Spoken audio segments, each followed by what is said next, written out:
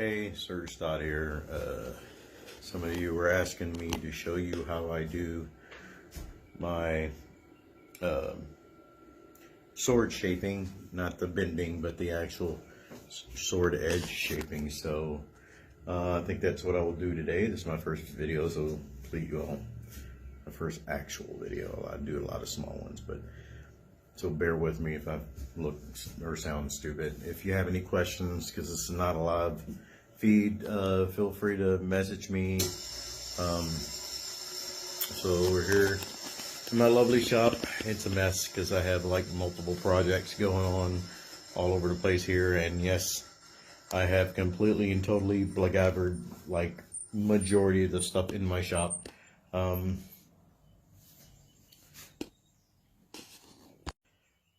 So the majority of tools that I use are, this is my favorite, of course. It's a 1-inch band, 5-inch disc sander. I use a 40 grit paper on both ends of it. This is my second favorite. It's my 12-inch disc sander. I use a 80 grit sandpaper in it because that's pretty much all I could find at the time, but it still works pretty good. I have a dust collection system that's, yes, very Afro-engineered.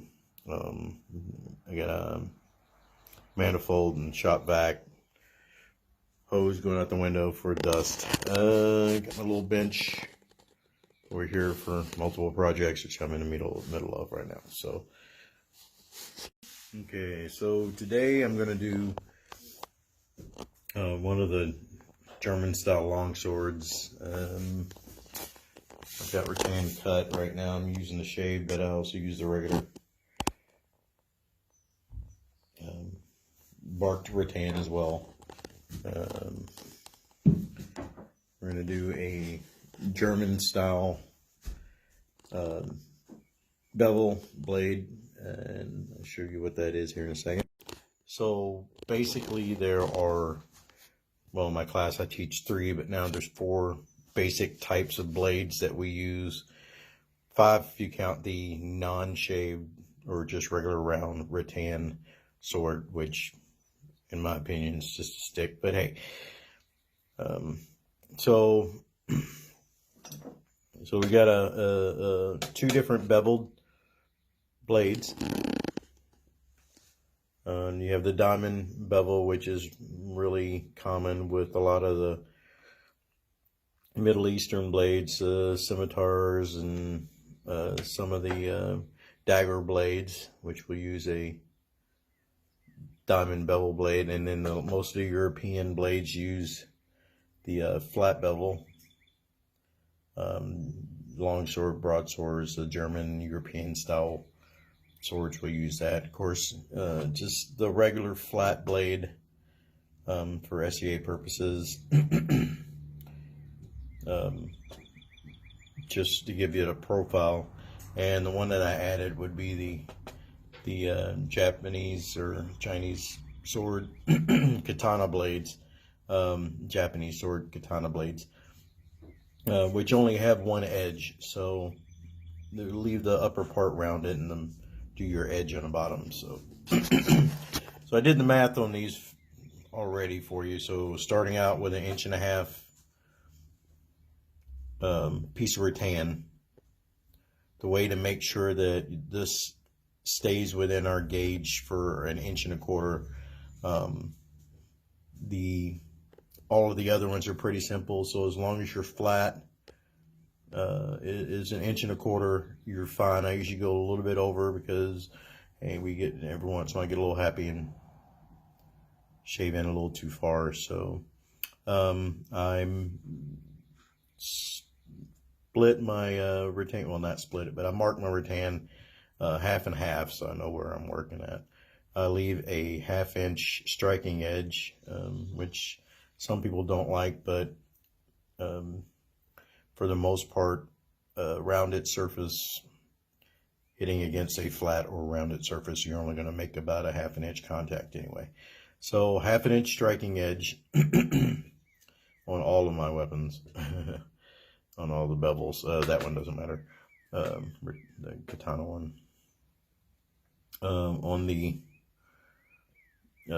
diamond bevel, if you're doing an 1.5 inch piece of rattan and you mark the peak of your diamond at 1.25 inches, a gauge will not pass it in this direction, so you're safe. But it has to be at least 1.5 inches long this way.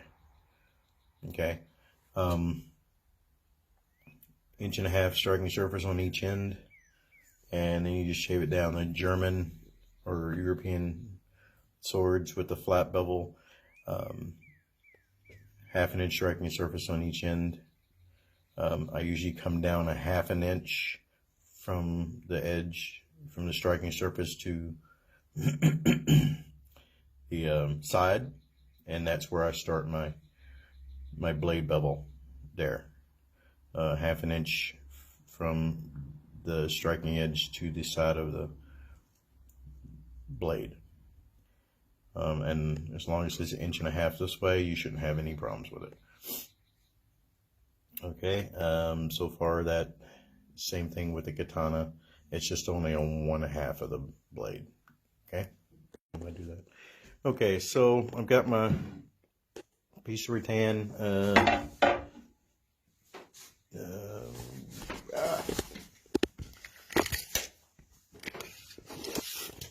For a long sword, I'm gonna hold up to you.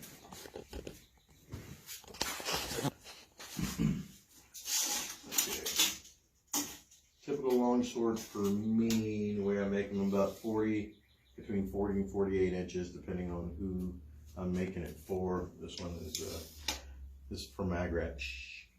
But this one's 40 inches. It will have roughly a 2-inch pommel,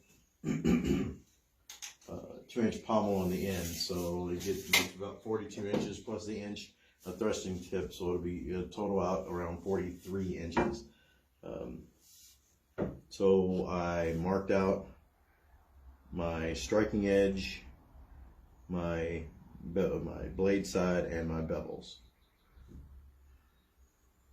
I also have marked out my where my handle ends.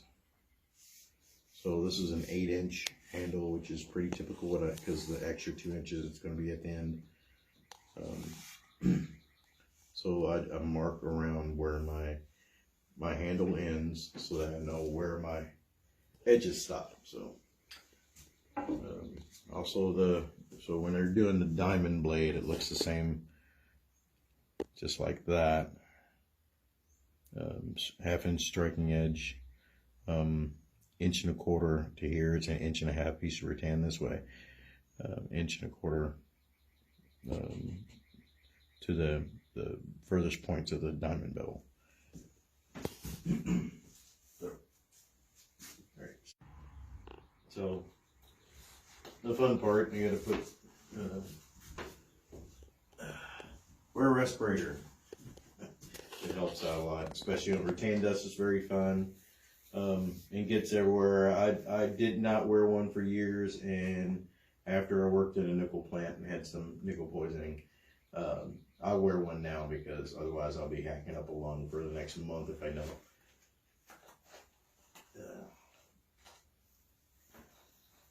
Alright.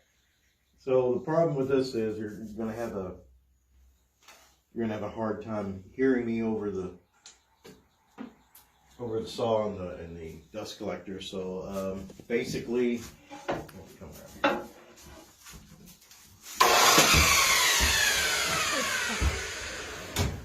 Come over here. Actually, I'm not gonna see it very well. So basically, what I'm doing is I'm gonna start on these guys. I usually start with my flats. Can you see it? I'm not gonna start it up here. I start with my flats, and I'll get those run all the way down so I can have a good line to start up with, and then I'll do my edge, my bevel edges.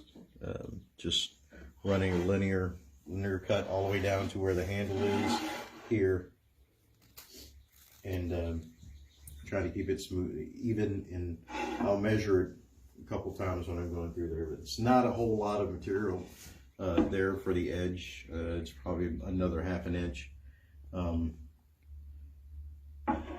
So it's not a really hard one to do. So, all right. So noise, dust on.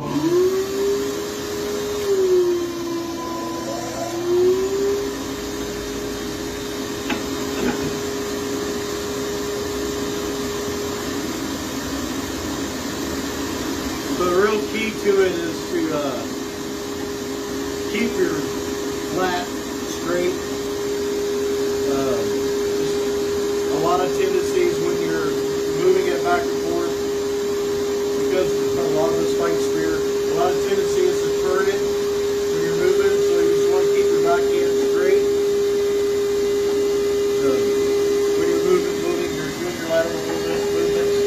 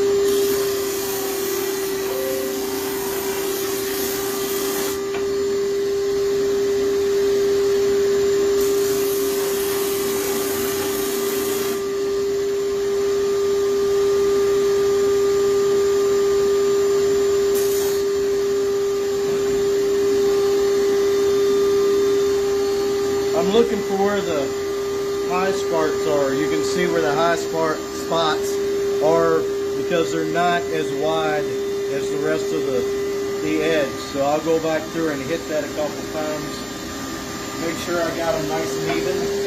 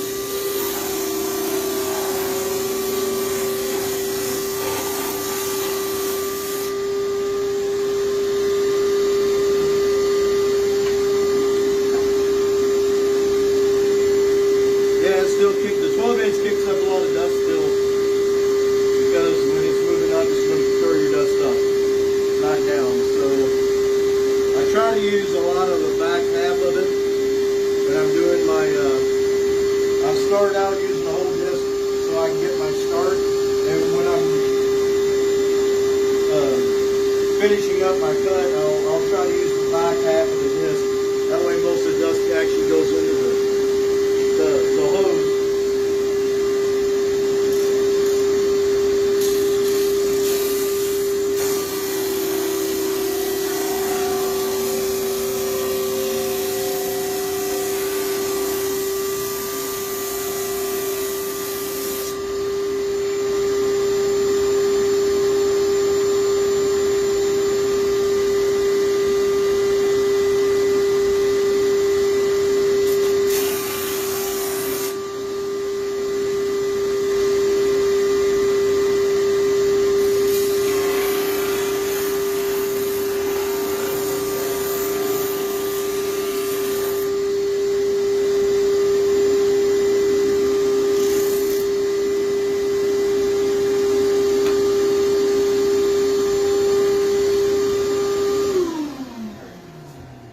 pressure has a lot to do with this too. So if you put too much pressure, you're going to take a lot of material off at one time. So if you do a nice light touch, you start your first run with a decent amount of pressure just to get your flat started, and then you'll do a light touch on the rest of your cuts. That way you're not taking too much material off, and you can actually be able to gauge how far you're going. I try to go on the outside of my lines, just to make sure I don't take too much material away. So now I'm going to do okay. Okay. So my wife's not used to this.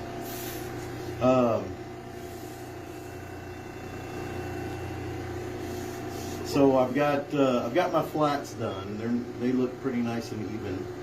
I've cut all the way up to where the handle's going to go, and I'm going to shave the handle above the handle about 1.5 inches. I'm going to shave those flat anyway for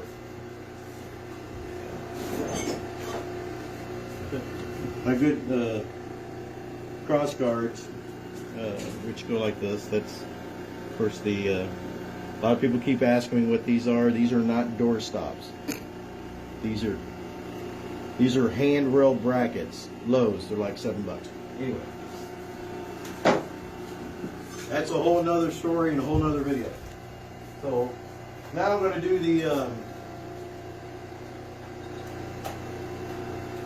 the blade edges, the blade bevels. So I'm just going to turn it at an angle and follow that line. You see it? Follow that line for the edge.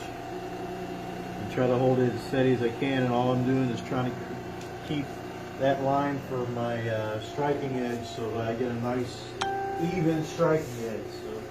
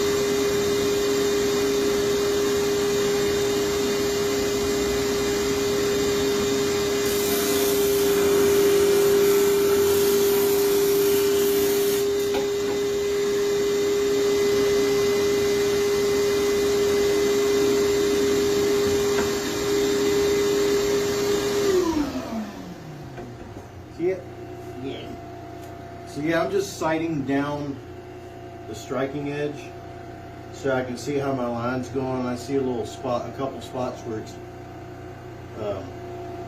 dipped in a little far. I can a couple little strips of tape to even that line out before you striping tape it will fix that. I'm just trying to keep a decent straight line on my edge.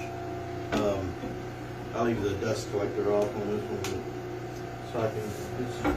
A lot of the touch-up is a light touch.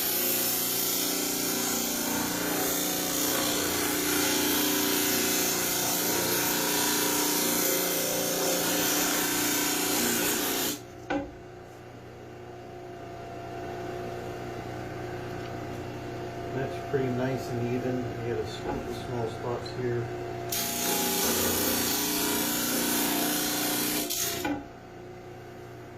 So when I'm doing these cuts, I'm using a lot of the back edge of the pad.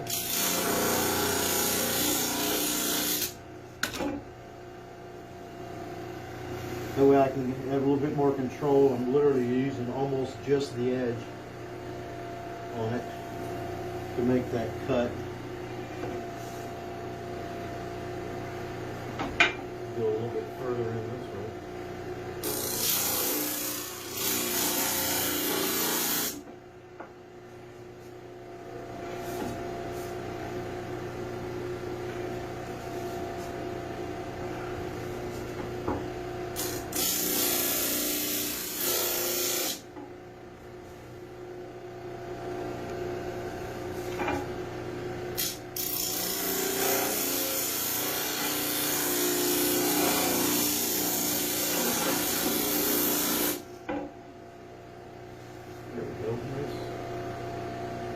Nice line there. All right, I'm going to do the back end again, and I'll show you how to do the tips.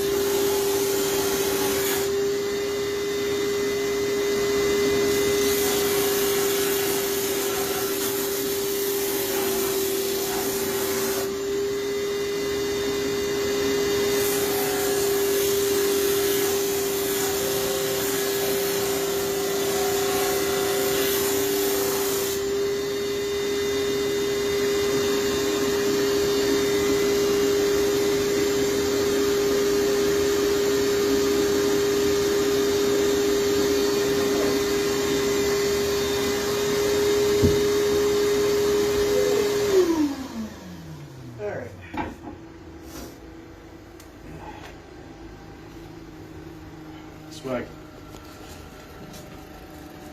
Covered rattan dust all the time. Very good. Stop it. Showing them the straight edge.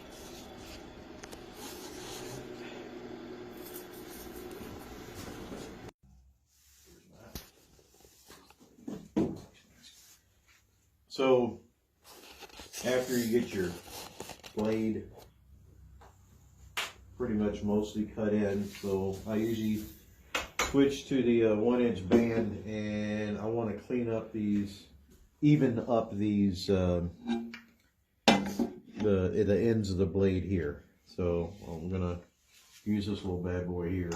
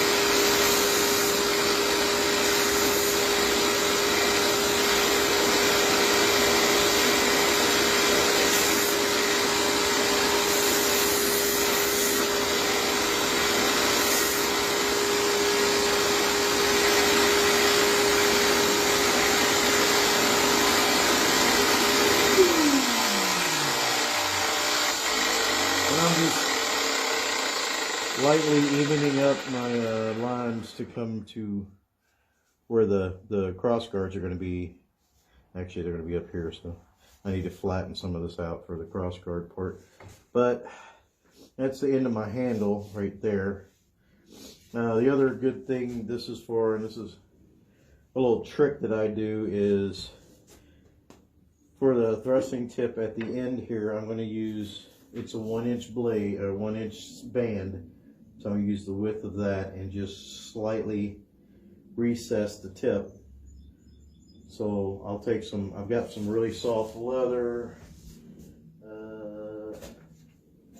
that I had floating around here somewhere.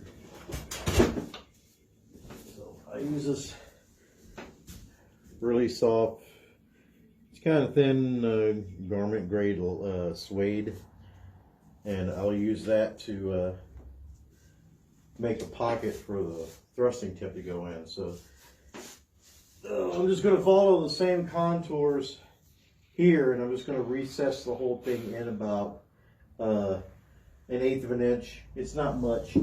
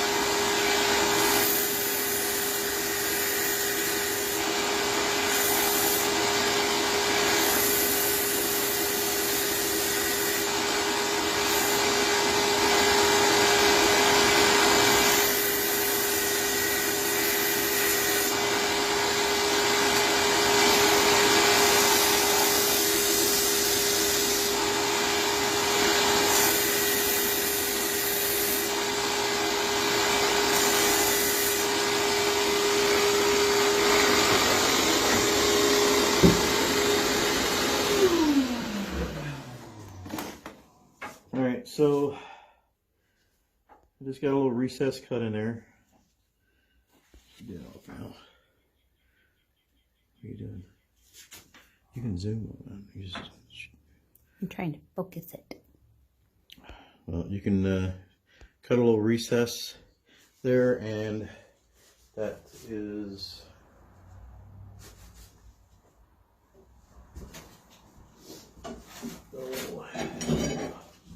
upside it. Just pause it.